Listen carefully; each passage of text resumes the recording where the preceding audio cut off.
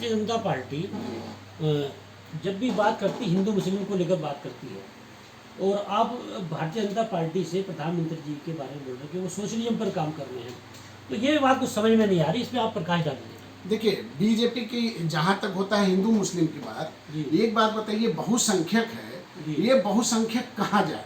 जो अल्पसंख्यक है, जो वहाँ पर आप चले जाइए पाकिस्तान में जो अल्पसंख्यक है, उनकी स्थिति पहले क्या थी और कितनी पॉपुलेशन थी, अब वहाँ मात्र 1.5% पॉपुलेशन बच गया है। तो क्या अल्पसंख्यक के वो लोग वहाँ पर कुछ स्थिति सही है? बिल्कुल नहीं सही है। लेकिन हमारे देश में आके देखिए, हमारे देश में जब से बीजेपी की सरकार बनी है, हमारा अल्पसंख्यक सबसे ज़्यादा सुरक्षित है। और अभी जो है बेरोजगारी दर बढ़ी है योगी आदित्यनाथ की सरकार में, तो युवाओं को रोजगार देने के लिए क्या रोड मैप है सरकार का? देखिए, रोजी रोटी का जो व्यवस्था पिछली गवर्नमेंट ने जो बनाई थी, उस व्यवस्था को एक तो संभालना है। उस व्यवस्था ऐसे अर्थव्यवस्था को चरमरा दिया गया था, उस व्यवस्था को संभालने के लिए इन्होंने रोड मैप बनाया। अब जैसे अभी देख लीजिए, जेवर में कम से कम 8 लाख वैकेंसियाँ निकलने वाली है, छोटे मोटा नहीं, 8 लाख। वहाँ पर जेवर इतना एयरपोर्ट है, उसके बाद बहुत सारे फिल्म सिटी है, पतंजलि है, रिलायंस हब है, बहुत सारे प्रोजेक्ट वहाँ पर आ रहे हैं। वहाँ पर इतनी सारी वैकेंसियाँ। फिर अलीगढ़ में चले जाइए, अलीगढ़ में वहाँ पर जो बनाया गया है आपका डिफेंस का, वहाँ पर भी देखिए बहुत सारे वहाँ पर वैकेंसी निकलेगी। तो ऐसा नहीं, रोड मैप तैयार है। गोवंश जो आवारा गोवंश है, उससे बड़ी दिक्कत हो रही शहरों में भी, गाँव में भी। गाँव में जो है किसानी की फसल जो है वो खा जा रहे हैं गोवंश, और शहर में आप देख लीजिए जगह जगह जो है वो एक्सीडेंट हो जाते हैं। और भारतीय जनता पार्टी ने ये बोला कि 10 मार्च के बाद में जब जीतते हैं दोबारा से तो इसकी व्यवस्था की जाएगी, लेकिन ऐसा कुछ हुआ नहीं है। इस बारे में आपका क्या कहना है? देखिए, ऐसा था कि ये जो है, ये हमको खुद नहीं समझ में आ रहा है कि गाय जो है इतनी ज़्यादा जनसंख्या में इलेक्शन के दरमियान ही क्यों सबके खेतों में आ गए, कहाँ से आ गए? ये तो लगता है कि सुनियोजित तरीके से ऐसा किया गया ताकि किसान लोग जो है बीजेपी से खिलाफ हो जाए।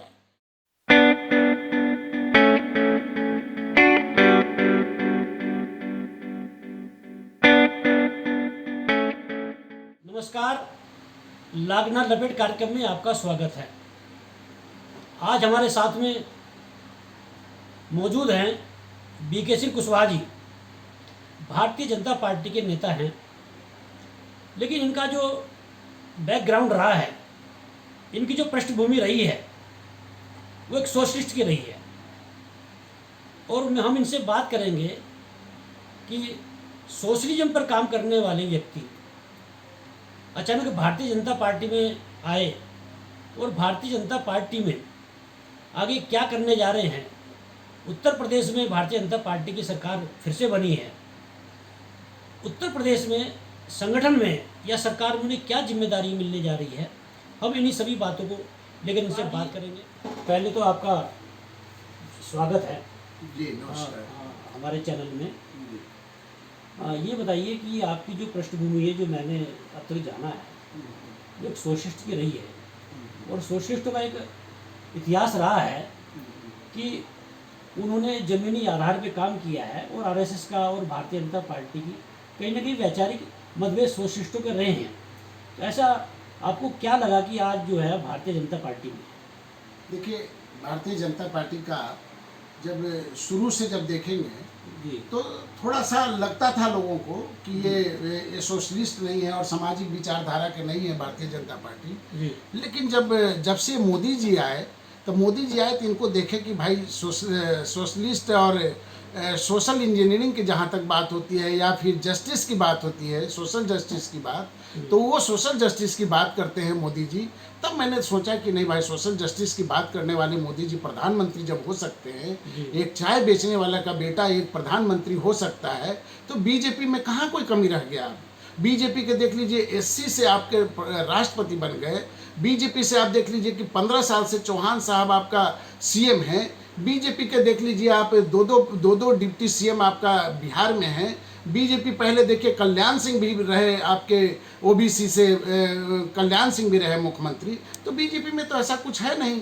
बीजेपी अब सोशल के मामले में सबसे अव्वल अब हो गया। भारतीय जनता पार्टी जब भी बात करती हिंदू मुस्लिम को लेकर बात करती है, और आप भारतीय जनता पार्टी से प्रधानमंत्री जी के बारे में बोल रहे हैं कि वो सोशलिज्म पर काम कर रहे हैं, तो ये बात कुछ समझ में नहीं आ रही, इस पर आप प्रकाश डालिए। देखिए, बीजेपी की जहाँ तक होता है हिंदू मुस्लिम की बात, एक बात बताइए, बहुसंख्यक है, ये बहुसंख्यक कहाँ जाए? जो अल्पसंख्यक है, जो वहाँ पर आप चले जाइए पाकिस्तान में जो अल्पसंख्यक है उनकी स्थिति पहले क्या थी और कितनी पॉपुलेशन थी, अब वहाँ मात्र 1.5% पॉपुलेशन बच गया है। तो क्या अल्पसंख्यक के वो लोग वहाँ पर कुछ स्थिति सही है? बिल्कुल नहीं सही है। लेकिन हमारे देश में आके देखिए, हमारे देश में जब से बीजेपी की सरकार बनी है हमारा अल्पसंख्यक सबसे ज़्यादा सुरक्षित है।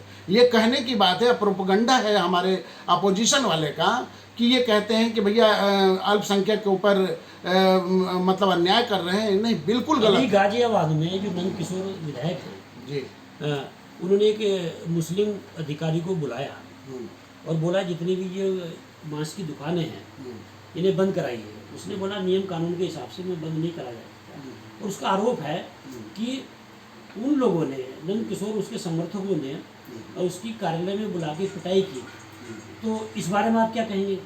नहीं, आरोप देखिए निराधार है ये। हाँ, ये सत्य है कि उन्होंने बोला कि भाई यहाँ पर नवरात्रा एक हिंदू का त्यौहार है। तब एक बात बताइए, जब बहुसंख्यक का ये प्रदेश भारतवर्ष है, बहुसंख्यक का त्यौहार को आप उनको ढंग से नहीं मनाने देते हैं, मीट मदिरा और मांस से दूरी नहीं बना के रखेगा तो नवरात्रा का क्या मतलब है? तो 9 दिन की बात है। हमने देखा इंटरव्यू में लोगों को अल्पसंख्यक से पूछा गया, अल्पसंख्यक तो खुश हैं, कहते हैं कि कोई बात नहीं, हम उनके साथ हैं, हम उनके साथ रहेंगे, कोई दिक्कत नहीं। अल्पसंख्यक राजी हैं और खुश हैं। कुछ विरोधी तत्व के लोग होते हैं जो बीजेपी से ईर्ष्या करते हैं, या यूं कहें कि बीजेपी को बढ़ता हुआ कदम या समाज में हित देखते हुए कदम को जलते हैं, इसलिए ऐसा बात करते हैं, अनर्गल बातें करते हैं। लेकिन बीजेपी ऐसा नहीं है कि किसी तरह का मुसलमान और हिंदू और मुसलमान के भेदभाव करते हैं, बिल्कुल निराधार है। द कश्मीर फाइल्स को लेकर इस समय देश में ऐसी चर्चा है और लोग बोल रहे हैं, दिखाई भी दे रहा है कि भारतीय जनता पार्टी और आरएसएस द कश्मीर फाइल्स का प्रमोशन कर रहे हैं। या तो प्रधानमंत्री जी और मोहन भागवत जी उन्होंने भी प्रमोशन किया है। एक किसी फिल्म को लेकर यदि कोई राजनीतिक दल या आरएसएस जैसा संगठन यदि प्रमोशन करने लगे तो इस बारे में आप क्या देश समाज के लिए इसे आप सही मानेंगे? देखिए, प्रमोशन प्रधानमंत्री जी बिल्कुल प्रमोशन नहीं किए। हुआ क्या था ये कि लोग जो थे विपक्षी के द कश्मीर फाइल के लेकर उन्होंने इतना हवा बना दिया, पंडितों के खिलाफ इतना बोलने लग गए लोग, जैसे केजरीवाल बोलने लग गए उल्टा सुल्टा अनाप शनाप बातें। उसी तरह से बहुत सारे विपक्षी लोग पंडित के बारे में बोलने लग गए कि नहीं भाई, पंडित के जो है इतना नहीं अन्याय हुआ है जितना ये बीजेपी द कश्मीर फाइल्स बनाए हैं। और जब वो अपोजिशन वाले उल्टे सीधे बोलने लग गए, तब प्रधानमंत्री जी ने एक ही शब्द कहा कि हमने आज कई दिनों से देख रहा हूं कि द कश्मीर फाइल्स के लिए अपोजिशन में लोग बोल रहे हैं। कितना गलत बात है। सत्य को अगर साबित किया जाए, सत्य को अगर आधार बना करके और लाया जाए धरातल पे, तो उसमें बुराई क्या है? इसमें कोई बुराई नहीं है। ये इसको जो है विपक्ष का सिर्फ निराधार बातें और निर्धार कर रहे हैं। ये माना जा रहा है कि द कश्मीर फाइल्स में आधी अधूरी बातें बनाई गई है, जो बोली गई है वहाँ पर। उसमें ये भी माना जाता है कि मुस्लिमों को टारगेट किया गया है, लेकिन मुस्लिमों ने वहाँ पर काफ़ी पंडितों का बचाव भी किया है और काफ़ी मुस्लिम इसमें मारे भी गए हैं। तो मुस्लिम और कश्मीरी पंडितों का वहाँ जो हल है उनकी समस्या का, वो पुनर्वास है या फिल्म को लेकर इस तरह से जो है उनके जो दबे हुए घाव हैं उन्हें उभारना है। और मैंने देखा भी एक कश्मीरी पंडित है, उनका इंटरव्यू लगातार चल रहा है, वो लगातार बोल रहे हैं कि मुस्लिमों ने वहाँ हमारा बचाव भी किया है और काफ़ी लोगों ने उसमें मारे भी गए हैं। तो देश में इस तरह से फिल्म को लेकर एक हिंदू मुस्लिम का माहौल बनाना और एक किसी धर्म को लेकर एक नफरत का माहौल बनाना, ये कहाँ तक जायज़ है? नहीं, माहौल नहीं बनाया गया है। आपको बताओ, हर चीज़ में एक अपवाद होता है। तो ऐसा नहीं है, वहाँ भी कुछ मुसलमान थे जो हिंदू को बचाया है, लेकिन वो अपवाद है। आपको बताऊं, छोटे छोटे नौनिहाल बच्चों करके उछाल करके और तलवार से काटा है। जितना इतिहास वहाँ का सुनते तो आंखों से आंसू आ जाता है कि जिस तरह से उस परिवारों को भेदा गया है, उनके बीवी बच्चों को कहा गया, रातों रात बोला गया कि खाली कर दो और तुम अपने बीवी बच्चों को यहीं छोड़कर चले जाओ। बताइए क्या स्थिति होगी, क्या दर्दनाक स्थिति होगी। सोच करके ये जो रोआ जो है सिहर जाता है चाहे कोई भी हो हमारे जगह पर, अगर वहाँ पर बोल दिया जाता कि तुम मुसलमान चले जाओ, यहीं पंडित सिर्फ रहेगा, तो क्या मुसलमान के साथ अन्याय होता? तो क्या हम उनके साथ नहीं थे? बीजेपी भी उनके साथ होती। लेकिन हाँ, सच्चाई ये है कि वहाँ पर पंडितों के साथ हुआ है, इसलिए हम लोग को बहुत अफसोस है कि बहुसंख्यक हमारा इस भारत देश में रहते हुए बहुसंख्यक हमारा अल्पसंख्यक बना हुआ है। तो भारत देश में बहुसंख्यक कहाँ जाए? बता दे लोग, हमारे विपक्ष के लोग, कि कहाँ जाए। अध्ययन से ये पता चलता है कि कश्मीर में जो पंडितों के साथ सबसे ज़्यादा अन्याय हुआ, वो सबसे ज़्यादा जो है वहाँ से उजाड़ा गया, वो वीपी सिंह की सरकार में उजाड़ा गया। और वीपी सिंह की सरकार को भारतीय जनता पार्टी का समर्थन था। तो यदि पंडितों की इतनी चिंता है भारतीय जनता पार्टी को, तो वीपी सिंह की सरकार में जब पंडितों के साथ अन्याय हो रहा था, सबसे ज़्यादा अन्याय उस समय हुआ, तो तब भारतीय जनता पार्टी ने क्यों नहीं विरोध किया? देखिए, भारतीय जनता पार्टी का आप समझ सकते हैं कि कितने लोग थे उनके साथ में, बहुत कम लोग थे। और देखिए, जहाँ भी कम लोग होता है उतनी आवाज़ उसकी बुलंद नहीं हो पाती है। हाँ, कोशिश जरूर किया गया था बुलंद करने का, लेकिन नहीं हो पाया बुलंद। लेकिन जब कांग्रेस का जब शासन आया तो कांग्रेस को चाहिए था। और उस समय आपका वही मुफ्ती मोहम्मद के जो पिताजी उनके मर गए, वही वहाँ के वहाँ के गृह मंत्री थे। तो गृह मंत्री का काम था उनका रोकना, लेकिन गृह मंत्री तो कुछ भी नहीं रोका उन्होंने। गृह मंत्री के ही राज में वहाँ सब कुछ हुआ। तो ये तो सरासर गलत होगा कि सिर्फ बीजेपी पर ब्लेम करना, ऐसा नहीं है जी। भारतीय जनता पार्टी भी जो है वो कांग्रेस की तरह विरोधियों को दबा रही है।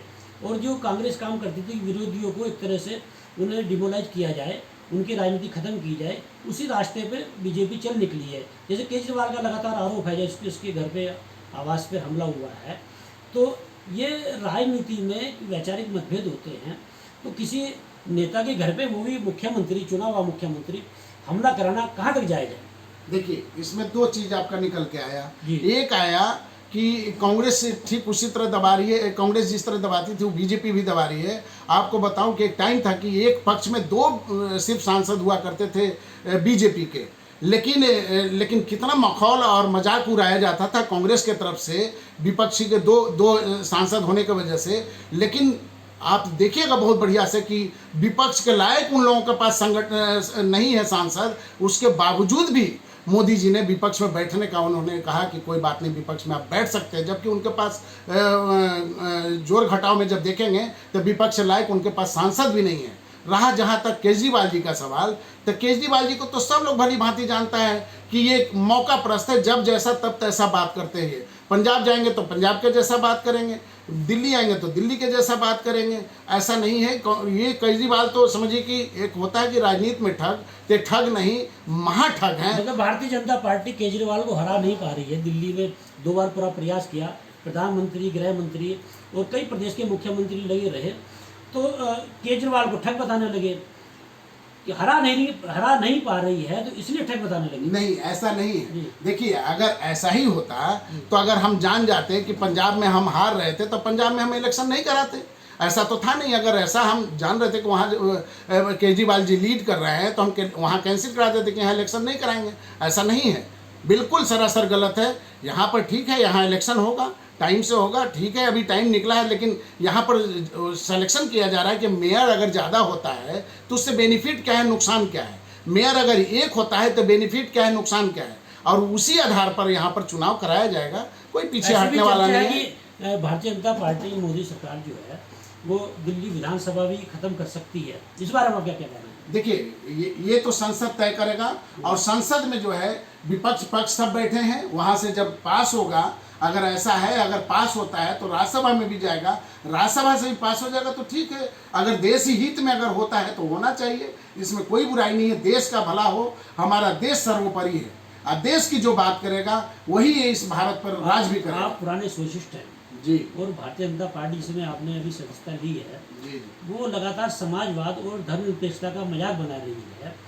इस देश में जिसकी बुनियाद संविधान की धर्मनिरपेक्षता है, और समाजवाद और धर्मनिरपेक्षता लगभग एक दूसरे के पूरक माने जाते हैं, तो ऐसी स्थिति में सत्तारूढ़ पार्टी एक तरह से संविधान का ही मजाक बना रही है। तो ये आप इस स्थिति में आप देश कहाँ जा रहा है, ये बताइए।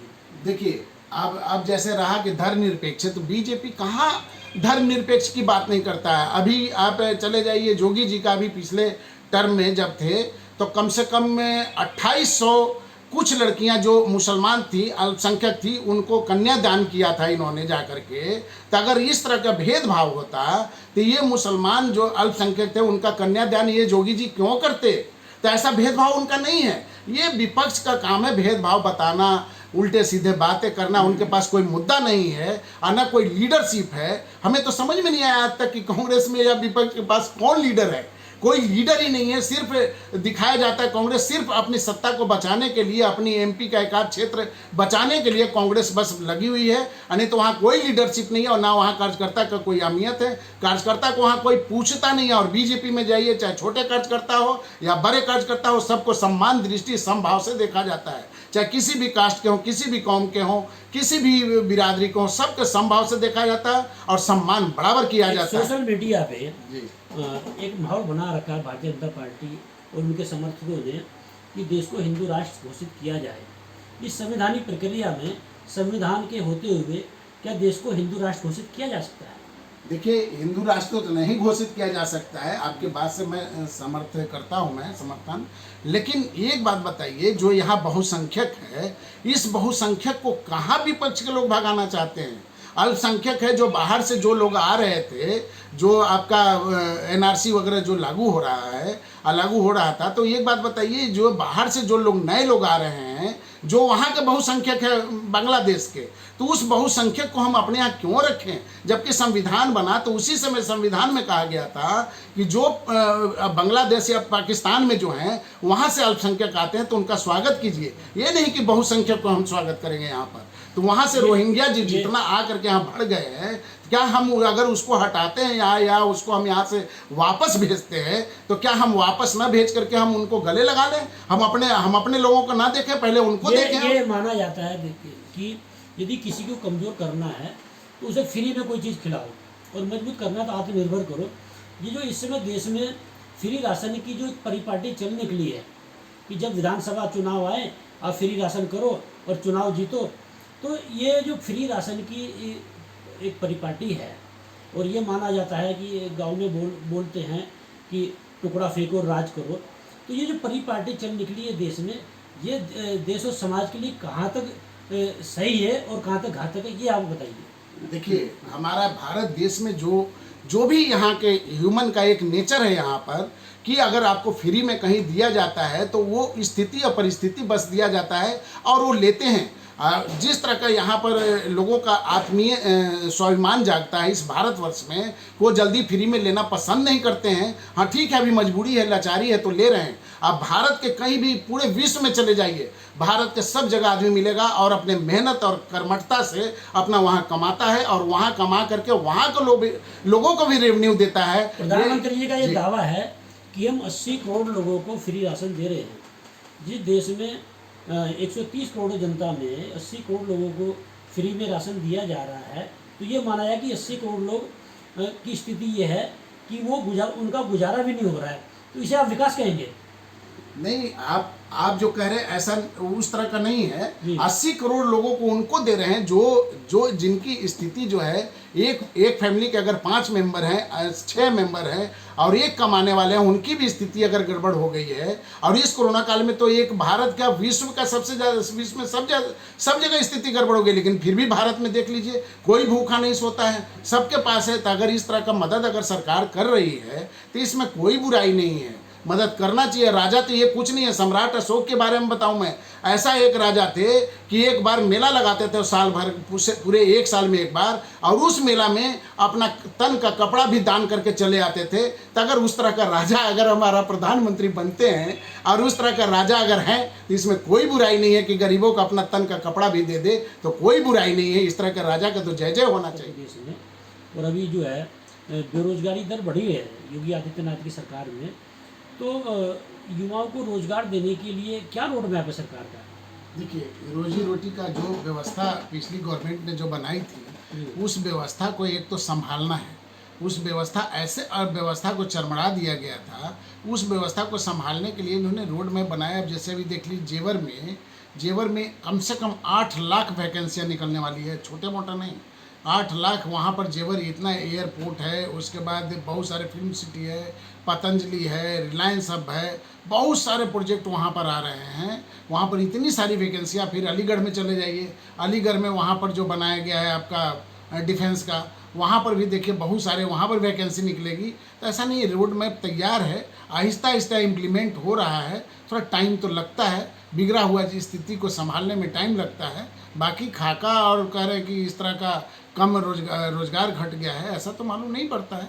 बाकी ठीक है। कुशवाहा जी, गोवंश जो आवारा गोवंश है उससे बड़ी दिक्कत हो रही, शहरों में भी गाँव में भी। गाँव में जो है किसानों की फसल जो है वो खा जा रहे हैं गोवंश, और शहर में आप देख लीजिए जगह जगह जो है वो एक्सीडेंट हो जाते हैं।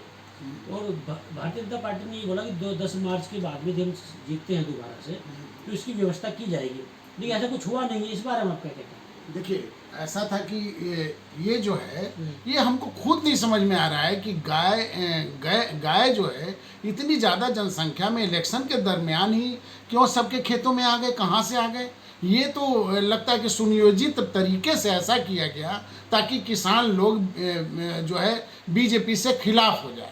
लेकिन ऐसा पहले क्यों नहीं होता था, अब क्यों अचानक हुआ?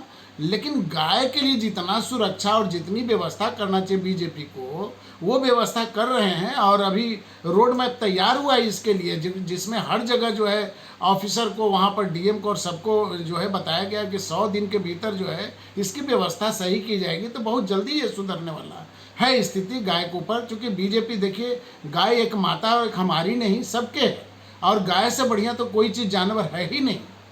इसलिए कोई ऐसा नहीं विषय है, इस पर जरूर ध्यान दिया जाएगा और ध्यान दिया जा रहा है जी।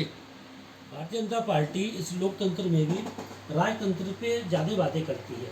जैसे कि मुगल शासन में मुगलों ने इतना अत्याचार किया हिंदू पे, विशेष रूप से अकबर और महाराणा प्रताप की बात करती है उसमें से। तो लोकतंत्र में जो राजतंत्र की बातें होती हैं ये कहाँ तक जायज़ हैं?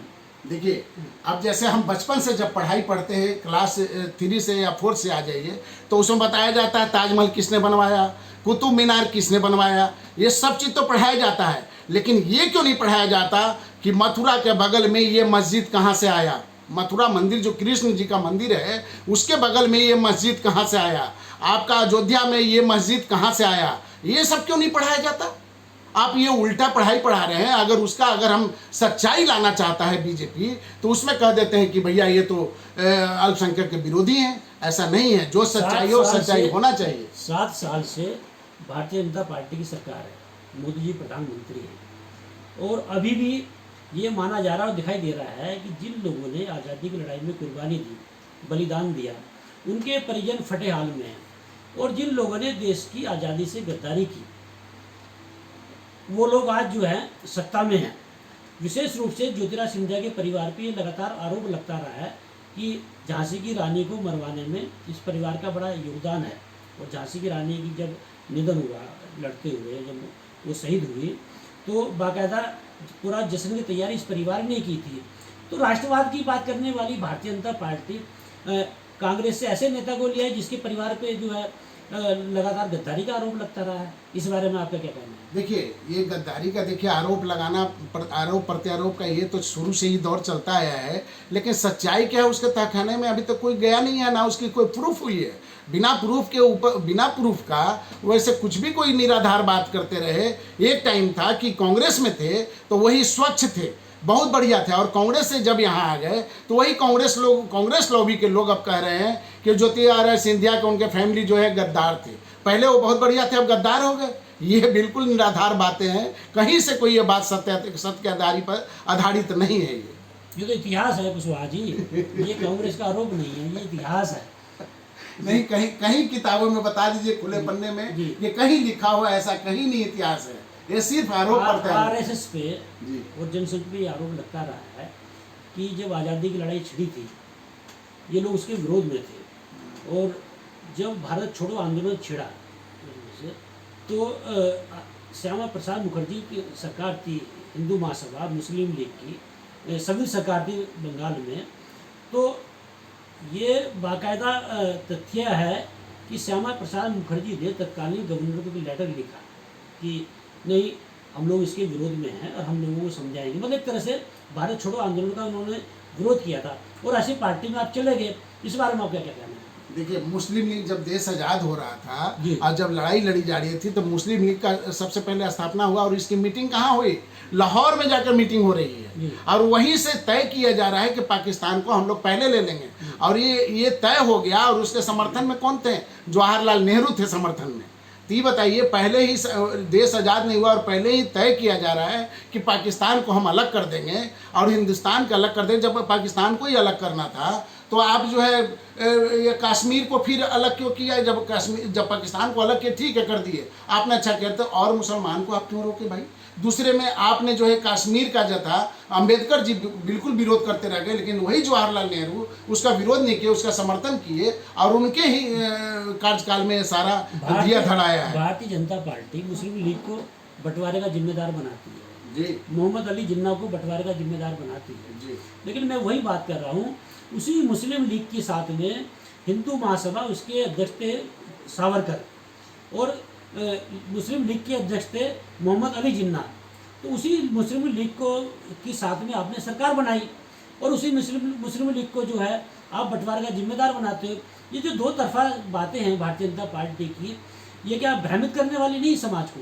नहीं, भ्रमित करने वाली नहीं है। उन्होंने तो दम साफ साफ क्लियर किया था कि भाई हम जो है हम अलग राष्ट्र चाहते हैं, अलग हम अपना देश चाहते हैं। उन्होंने मुस्लिम लीग की जब स्थापना हुई, और मुस्लिम लीग का स्थापना करना ही नहीं चाहिए था पहले। जब देश आज़ाद हो रहा है, हमारे घर में मान लिया गांव मोहल्ले में कोई आज़ादी लेना चाह रहे हैं और हम पहले ही घर का बंटवारा कर ले, पहले ही इन्होंने तय कर लिया था। तो ऐसा नहीं है, मतलब बिल्कुल हिंदू महासभा की स्थापना हो सकती है, मुस्लिम लीग की नहीं हो सकती। स्थापना होना एक अलग है, लेकिन इन्होंने ये नहीं कहा कि हमको हिंदू राष्ट्र अलग दे दीजिए। इन्होंने बिल्कुल नहीं कहा कि हिंदू राष्ट्र अलग दे दीजिए। इन्होंने कहा कि सबके सर्वमान्य होगा, तभी तो इन्होंने आज धर्मनिरपेक्ष राज्य बन करके और आज चल रहा है। और नहीं तो उसी समय सावरकर और तमाम लोग जो थे तो कहते हिंदू राष्ट्र में, तो हिंदू राष्ट्र मुझे बनाया जाए, तो उन्होंने तो नहीं कहा कभी भी। हाँ, मुस्लिम लीग जरूर कहा कि मुसलमान का हमें अलग देश दिया जाए।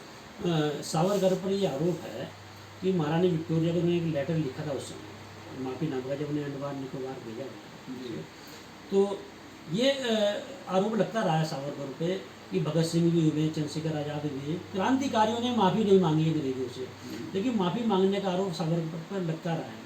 और उसी सावरकर को जो है आज हीरो के रूप में प्रस्तुत कर रही है भारतीय जनता पार्टी। इस बारे में आप क्या? देखिए, समय परिस्थिति क्या होता है देश हित में, और सावरकर जी हम इतना ही जानते हैं कि देश हित में उन्होंने ऐसा एक हिंदुत्व का और एक सनातन धर्म का एक अच्छा उन्होंने जाल बिछाया और एक अच्छा हिंदुत्व का उन्होंने रचना किया। तो उनका एक समय और परिस्थिति क्या था, कैसे था, हमें तो नहीं लगता कि इस तरह से उन्होंने माफ़ीनामा और इस तरह का किया होगा उन्होंने। ये हो सकता है कि ये विपक्षी का ये बातें हो, लेकिन ऐसा तो है नहीं। चलो कुशवाहा जी, अभी बताइए, आप भारतीय जनता पार्टी में आए हैं जी, और अब आपको क्या जिम्मेदारी मिलने जा रही है भारतीय जनता पार्टी? देखिए, भारतीय जनता पार्टी एक अपने आप में जितने कार्यकर्ता है सब में जिम्मेदार है। सब ही लोग कार्यकर्ता सब जिम्मेदार है, जो जहाँ है अपने स्तर से सब काम करते रहता है। हम भी उसी स्तर से काम कर रहे हैं और हमारा टारगेट है अलीगढ़, मेरठ, आपका गाजियाबाद, आपका नोएडा, ये सब मेरा टारगेट है कि यहाँ से जो दलित पिछड़े वर्ग और SC ST के लोग और OBC के हैं, जिनको अभी तक जो सुविधा मिलनी चाहिए सरकार से, वो सुविधा उनके तक पहुंच नहीं पाया, उनके तक पहुंचाया नहीं गया, उन सुविधाओं को मैं पहुंचाऊं और इनको यूनाइट करके बताऊं कि आपको ये सुख सुविधा इस पार्टी से मिल रही है, इसका फ़ायदा लें, लाभ लें। और बहुत जल्दी मैं प्रोग्राम कर रहा हूँ कि इसका सम्मेलन है OBC का, SC ST का एक सम्मेलन हम नोएडा या गाजियाबाद में करने जा रहे हैं। जी, ये थे VK सिंह कुशवाहा जी, और भारतीय जनता पार्टी और सोशलिज्म और देश समाज पे बड़ी बेबाकी से इन्होंने अपनी राय रखी। कुशवाहा जी, आपका बहुत बहुत धन्यवाद। जी, धन्यवाद। और हम उम्मीद करते हैं कि आप जो है इसी तरह से देश समाज की सेवा करते रहें। आज इस कार्यक्रम को हम यहीं विराम देते हैं। नमस्कार।